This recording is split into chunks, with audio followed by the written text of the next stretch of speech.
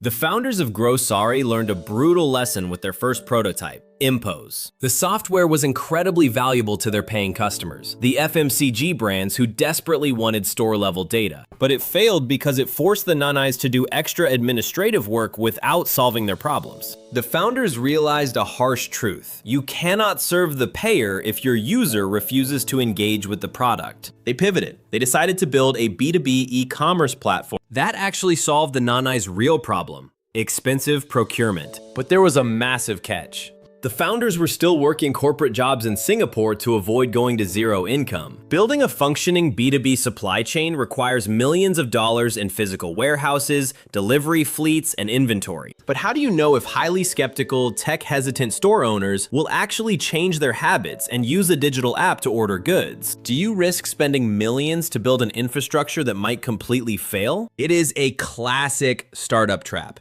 You need the physical infrastructure to prove the app works, but building that infrastructure before you know if the customer will actually use it is financial suicide. How do you validate a massive supply chain business on the streets of Manila while you are still working a corporate job in Singapore without spending a fortune?